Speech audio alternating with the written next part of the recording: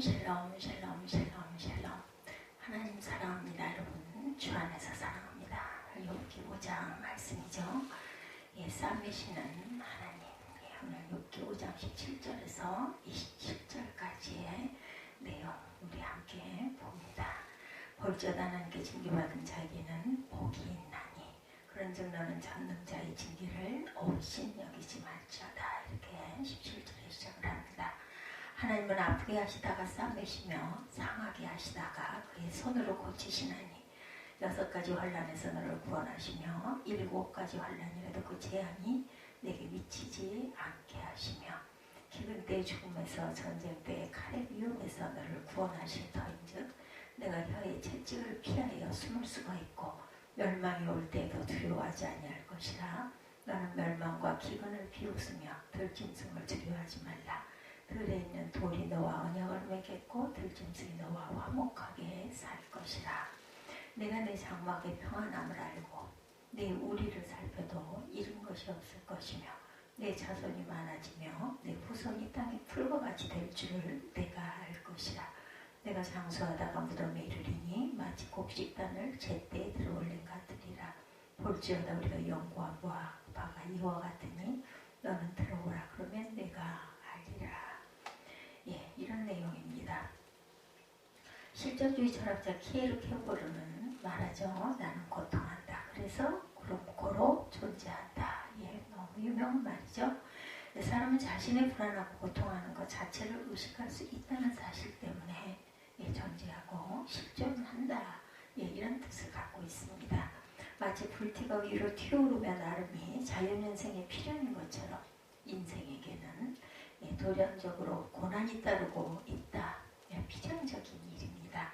그러면서 그런 욥이 당하고 있는 환난의 괴로움을 하나님께 징계를 받고 있는 것으로 해석합니다. 17절이죠. 볼지어다 하나님께 징계받은 자에게는 복이 있다라고 합니다. 그런즉 너는 전능자의 경책을 업신여기지 말라. 전능자가 징계하는 것을 업신여기지 말지어다. 누가 업신여기겠습니까? 이 코로나 바이러스도 자연재해 중에 하나예요. 그죠? 전염병. 이거 다 하나님께서 우리에게 깨달으라고 주시는 그런 징계. 엘리바스는 이것을 다르게 표현하기를 지금 하나님의 욥을 아프게 하고 있다. 이렇게 말합니다. 다음에는 싸매실 것이라고 그러죠. 그것은 마치 의사가 병자를 수술하고 그 다음에 수술한 자리를 싸매고 고치는 것과 같다라고 말할 수가 있습니다. 이 사실을 상하게 하시다가 그 손으로 고치시나니라고 말합니다. 아프게 하고 상하게 하신 하나님이다. 또한 5장 18절에 하나님은 아프게 하시다가 상하게 하시다가 또 싸매신다고 그러죠. 아프게 하시고 상하게 하는 경우가 어떤 경우일까? 그 대부분의 경우는 사람이 범한 죄를 깨닫게 하고 회개를 요구하는 경우들입니다. 이 세상의 인생들이 겪는 고통은 죄의 결과이죠. 모든 인생은 사실상 고난 중에 출생을 합니다. 다윗은 말하기를 모친이 나를 죄 중에서 잉태하였다. 시편 51편에 이렇게 고백하죠. 욥은 말하기를 재앙은 티끌에서 일어나는 것이 아니요 고난은 흙에서 나는 것이 아니라 인생은 고난을 위하여 났나니. 욥기 5장 6, 7절입니다. 인생은 죄 때문에 상하고 죄 때문에 아파합니다. 죄 때문에 영혼이 아프고 육신이 아픈 거죠. 죄가 아픔과 상함을 낳습니다. 죄가 고난을 낳고 있습니다. 아브라함의 아픔이 그러했죠. 하나님의 아브라함에게 이르시되 내 아이나 내 여종으로 말미암아 근심하지 말고 사라가 내게 이른 말을 다 들으라. 이삭에게서 나는 자라야 내 씨라고 부름을 부를 것이다. 다윗의 아픔이 그러했죠. 51편에도 아까도 말했듯이 요나의 아픔이 또한 그랬습니다. 베드로의 아픔이 그러했죠. 마태복음 26장 75절에도 보면 이 세상을 살아갔던 모든 인류는 예외 없이 죄 때문에 아파합니다. 두 번째 의인의 연단을 위한 경우들이 또한 있죠. 그 대표적인 경우에 욥이죠. 그는 순전하고 정직하며 하나님을 경외하고 악에서 떠난 자로 하나님의 인정을 받은 자. 욥기 1장 1절이죠. 욥기 1장 8절에도 여호와께서 사탄에게 이르시되 내가 내 종 욥을 주의하여 보았느냐. 그와 같이 온전하고 정직하여 하나님을 경외하며 악에서 떠난 자는 세상에 없느니라. 그럼에도 하나님은 욥을 더 연단하고 축복하기 위하여 그를 아프게 하시고 상하게 하셨습니다. 7,000마리의 양과 3,000마리의 약대, 500결의에서 500마리의 나귀, 힘 많은 종들이 일시에 다 그냥 흩어져 없어져 버리죠. 7명의 아들과 3명의 딸이 무너진 집더미에 깔려 순식간에 죽습니다. 욥의 몸에는 원일 모를 악창이 나서 집에 거하지 못하고 제 가운데로 거처를 옮겨야만 했습니다. 나중에는 사랑하는 아내까지 하나님과 욥을 사실상 저주하는 사건이 일어나죠. 그리고 이제 그의 사랑하는 친구들로부터 책망과 힐난을 받고 있는 중입니다. 의인에게도 아프고 상하는 경우가 있었음을 우리가 봅니다. 선민 구원을 위한 섭리적 연단의 경우들이 있습니다. 그것은 욥과 같은 경우죠. 하나님은 요셉을 그 형들의 마음과 손에서 미움을 당하게 합니다. 그리고 애굽으로 보내게 합니다. 애굽 보디발 장관집에서 누명을 쓰고 2년이 넘는 옥고의 아픔을 당하기도 하죠. 요셉을. 그러나 그 고통의 장소가 바로에게 하는 첩경이 되었고 마침내 애굽의 총리가 됩니다. 그건 나중에 그 형들에게 하나님의 생명을 구원하시려고 나를 당신들보다 앞서 보내셨나이다 라고 깨닫고 간증을 합니다. 복음에서도 바울은 애매하게 수없는 고난을 받았습니다. 나중에는 예루살렘에서 로마 군대의 보호를 받고 가이사라로 내려옵니다. 거기서 연금 생활을 하다 마침내 로마로 구송을 당하죠. 그것은 사실상 고통이 아니라 위대하신 하나님의 구속사를 전개하시는 세계 선교의 수단이기도 했습니다.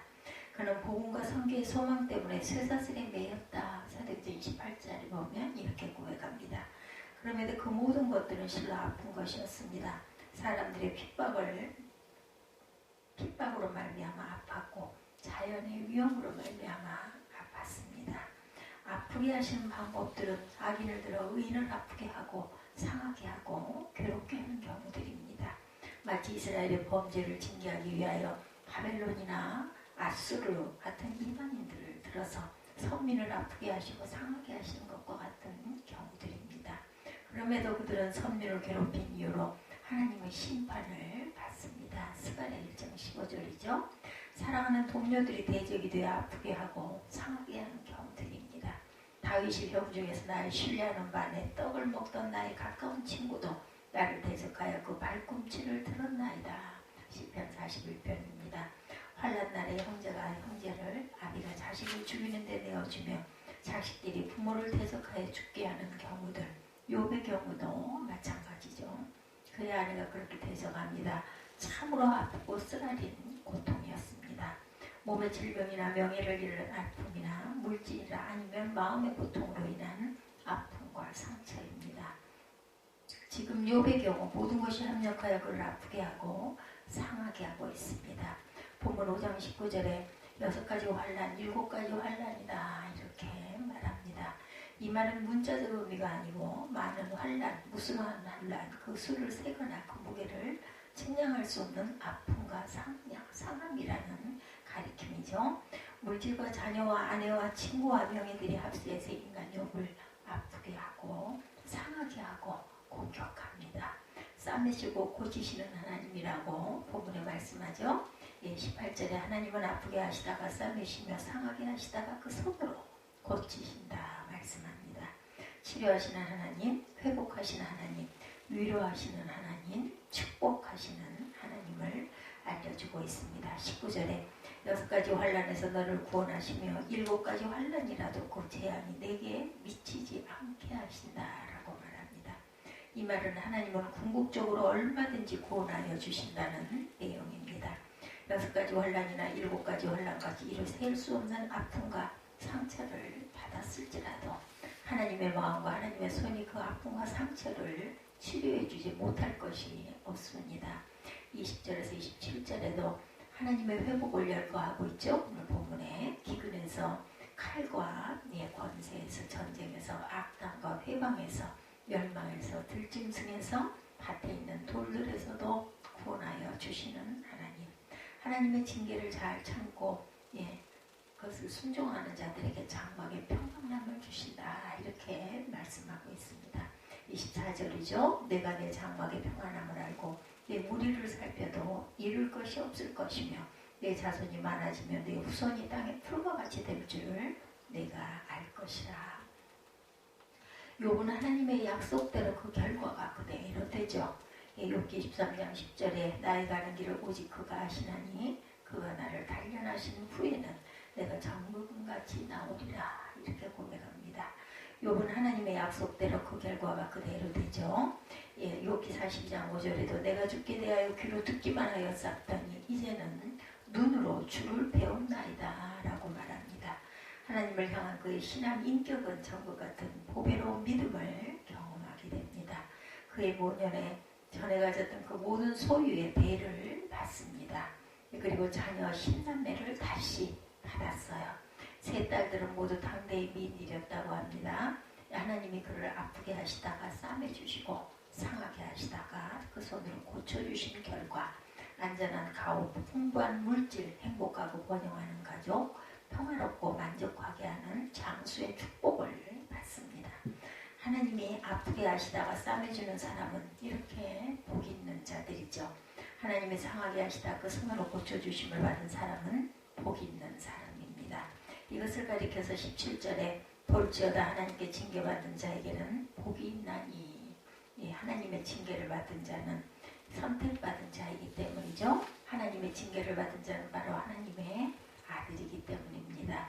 하나님이 아프게 하시고 상하게 하시다가 싸매시고 고치시는 사람은 바로 하나님의 아들로 대우받는 사람이다.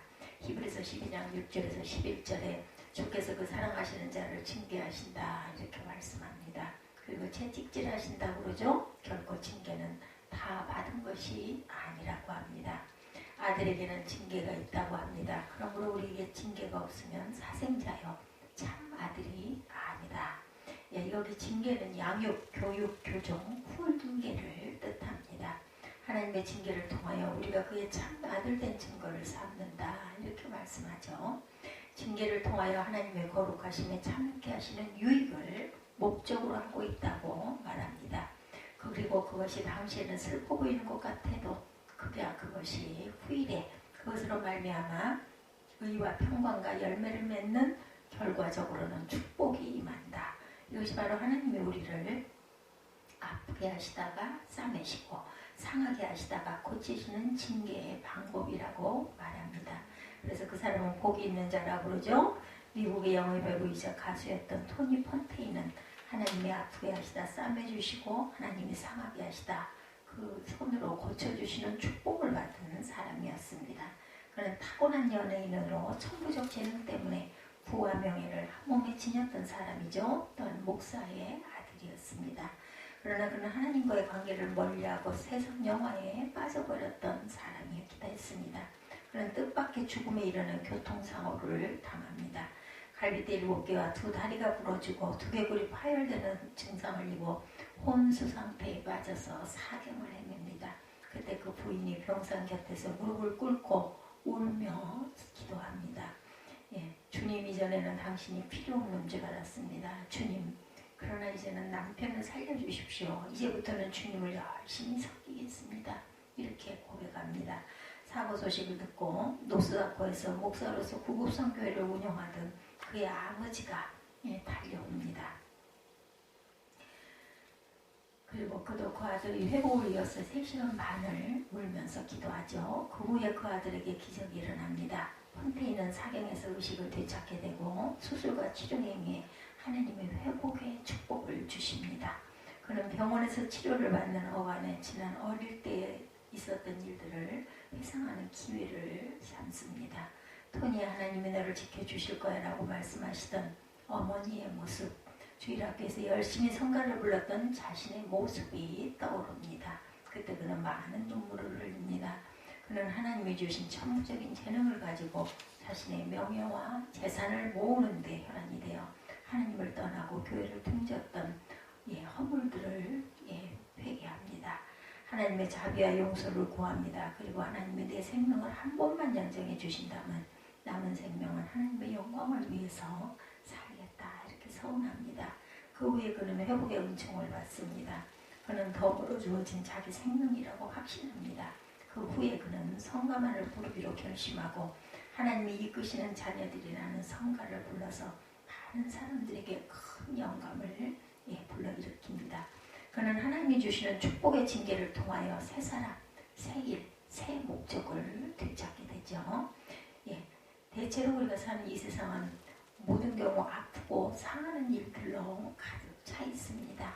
어느 환경, 어느 사건 하나도 하나님의 자녀에게 영적으로 아프지 않고 상하지 않은 곳이 없습니다.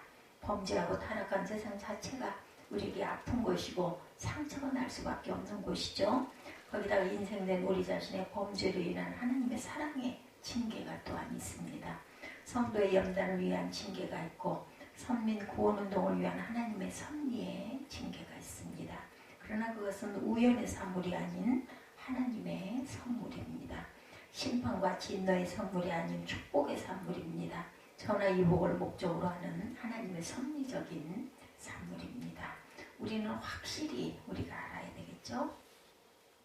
하나님께서 우리를 징계하시는 것도 또한 싸매주시기 위하심이라는 것, 하나님을 사랑하는 자 그 뜻대로 부르심을 입은 자들에게는 모든 것이 합력하여 선을 이루는 줄 우리가 확신하게 하기 위해서, 또한 30배, 60배, 100배로 계획하신 하나님의 목적에 이르는 섭리적 수단임을 우리가 깨달아 알아야 되겠습니다. 아프게 하시다가 싸매시고 상하게 하시다가 고쳐주시는 하나님의 손길 안에 있는 행복을 우리가 2000년 한 해 이런 복된 삶이 되시기를, 비록 코로나 바이러스로 지금 우리가 불편하다 할지라도 그것을 통해서 또한 싸매주시고 고쳐주시고 회복시켜주시고 하나님의 보호 안에 있다는 것을 우리가 더욱더 깊이 깨달고 감사하는 그런 귀하고 복된 저와 여러분들이 되시기를 주님의 이름으로 축복합니다.